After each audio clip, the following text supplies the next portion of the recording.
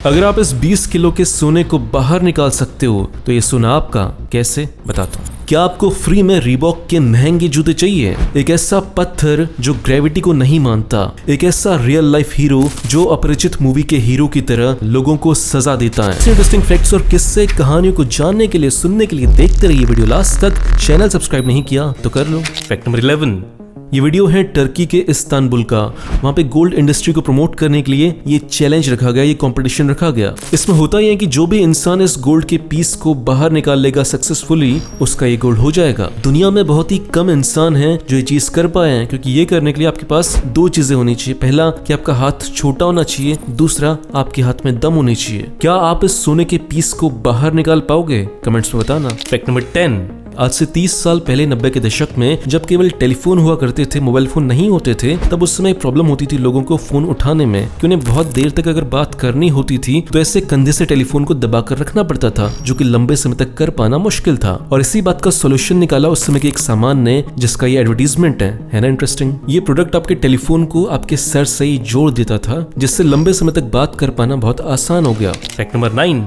आपने अपने आसपास जितने भी तलाक देखे होंगे, डिवोर्स देखे होंगे, वो शादी के लगभग 2-3 साल में, 4 साल में हो जाते हैं, क्योंकि इस टाइम पे पता चल जाता है कि आपका पार्टनर कैसा है। लेकिन क्या लगता है कि सबसे लंबे समय के बाद दुनिया में तलाक कब हुआ होगा? बात है इटली के रहने वाले कपल की, जिसमें हस्बैंड का नाम था एंटोनियो और वाइफ का नाम था रोसा। एंटोनियो की उम्र है 98 साल और रोसा की उम्र है 96 साल। एंटोनियो को शादी के 77 साल बाद ये पता चला कि उसकी बीवी का 1940s में एक बंदे के साथ अफेयर चल रहा था। ये बात जानने के बाद एंटोनियो गई रोजा के पास और उन्हें पकड़ा दिए सीधे तलाक के कागज। आपको क्या लगता है, शादी के इतने साल के बाद क्या तलाक लेना सही था, या फिर एंटोनियो को माफ कर देना चाहिए था रोजा को? फैक्ट नंबर 8, ये वीडियो जो आप देख रहे हैं ये है स्वीडन का। वहाँ पे रीबॉक कंपनी ने एक बहुत ही इंटरेस्टिंग मार्केटिंग कैंपेन चलाया जो बहुत पॉपुलर हुआ। इस कैंपेन में हुआ ये कि उन्होंने रोड के बगल में एक बूथ लगा दिया जो ये मेजर करता है कि कितनी स्पीड से लोग भाग रहे हैं, और अगर इस बूथ के सामने आप 17 किलोमीटर प्रति घंटा से ज्यादा स्पीड से दौड़ पाओगे तो आपको मिलते हैं रीबॉक के शूज, वो भी बिल्कुल फ्री। फैक्ट नंबर 7,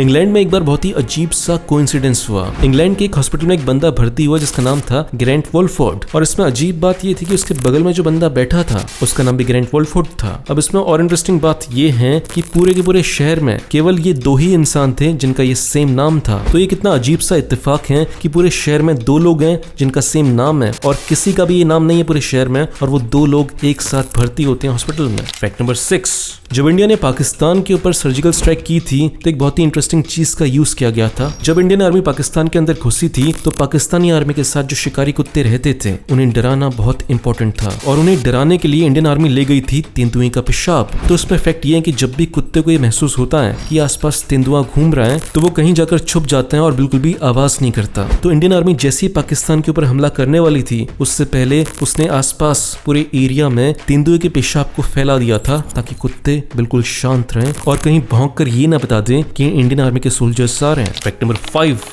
बात है साल 1871 उरुग्वे देश की। एक बंदे का नाम था जिसका नाम था रेमोन। वो जिस शिप में बैठा था वो शिप डूब गया और बहुत सारे लोगों की मौत हो गई, केवल कुछ ही लोग बच पाए, उसी में से एक था रेमोन। रेमोन इस हादसे के बाद इतना ज्यादा डर चुके थे कि उनको रात को सपने आते थे डरावने, जिसमें वो डूब रहे होते थे और वो चिल्लाकर उठ जाते थे ये बोलते हुए कि मुझे बचा लो, मुझे बचा लो। तो इस हादसे के बाद उन्होंने कसम खाई कि वो आज के बाद कभी भी शिप के ऊपर नहीं बैठेंगे। लेकिन साल 1912 में जब टाइटैनिक आया तो उन्हें बताया गया कि टाइटैनिक शिप आज तक का बना हुआ सबसे खतरनाक आधुनिक शिप है। इस पे वायरलेस टेलीग्राफ नाम की टेक्नोलॉजी लगी हुई है, जिससे अगर शिप में कुछ भी खतरा होता है तो वो ये मैसेज पूरी दुनिया में बहुत जल्दी पहुंचा सकते हैं, इसलिए टाइटैनिक सेफ है। तो बहुत ज्यादा हिम्मत जुटाने के बाद वो टाइटैनिक में एक बार दोबारा बैठे, और फिर जो टाइटैनिक के साथ हुआ वो आप सब जानते हैं, और उसी हादसे में रेमोन की मौत हो गई। फैक्ट नंबर 4, जब भी आप रात को बाहर निकलते हैं तो हम कीड़ों की आवाज सुनते हैं, टैं टैं पैं पैं करते रहते हैं बहुत जोर जोर से। वो आवाजें असल में होती क्या है? 2 कारणों से वो आवाजें की जाती है। पहला कारण है कि मेल या फीमेल अपने पार्टनर को सेक्स के लिए आकर्षित कर रहा है। दूसरा कारण है कि सेक्स करते समय जो आवाज आती है वही आवाज आपको सुनाई देती है। तो दोनों के दोनों कारण ठरक से रिलेटेड है, और हमें लगता था कि केवल इंसान ही ठरकी होते हैं, यहाँ कीड़ों ने आतंक मचा रखा है। फैक्ट नंबर 3, जर्मनी देश में आज से 500-600 साल पहले बहुत ही इंटरेस्टिंग चीज होती थी कि जब भी हस्बैंड और वाइफ के बीच में लड़ाई हो जाती थी और वो कोर्ट में जाते थे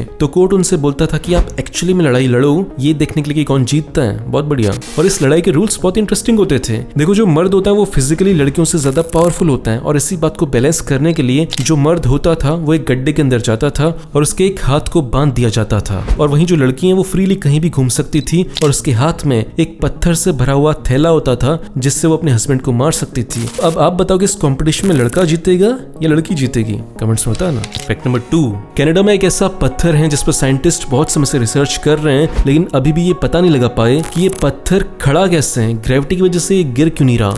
ये पत्थर है कनाडा के लॉन्ग आइलैंड्स में जो कि 9 मीटर ऊंचा है और साइंटिस्ट का मानना है कि ये पत्थर इसी पोजीशन में हजारों सालों से रुका हुआ है। फैक्ट नंबर 1, जैसे अपरिचित मूवी में हीरो रात को अपना रूप चेंज कर विलेन को मारने के लिए आता था, वैसा ही सेम हो रहा है बांग्लादेश में। बांग्लादेश में रेप होते हैं लेकिन जो रेपिस्ट होते हैं उन्हें कोर्ट में सजा नहीं मिल पाती, और इसी बात से गुस्सा होकर एक बंदा है बांग्लादेश में जिसे बोलते हैं हरकुलिस। ये बंदा करता ये है कि जिस बंदे ने रेप किया होता है और जिसे कोर्ट सजा नहीं दे पा रही होती उसके पास जाता है और उसे मार देता है और उसके गले पर एक नोट छोड़ देता है। उस नोट पे लिखता है कि मैंने रेप किया था, ये इस इंसान ने कबूल किया है। अब ये करना सही है या गलत है, आपको क्या लगता है? कमेंट्स में बताना। दोस्तों वीडियो के लास्ट में मैं आपसे केवल एक बात बोलना चाहूंगा कि वीडियो अगर अच्छा लगा तो 2 काम करो। पहला तो इसे लाइक करो, दूसरा इस वीडियो को अपने दोस्तों के साथ शेयर करो ताकि उनको भी पता चल सके कि आप कितनी इंटरेस्टिंग चीजें देखते हो। बाकी ऐसा करने से जो मेरे चैनल को सपोर्ट मिलेगा उसके लिए थैंक यू। मिलते हैं अगले वीडियो में, बाय।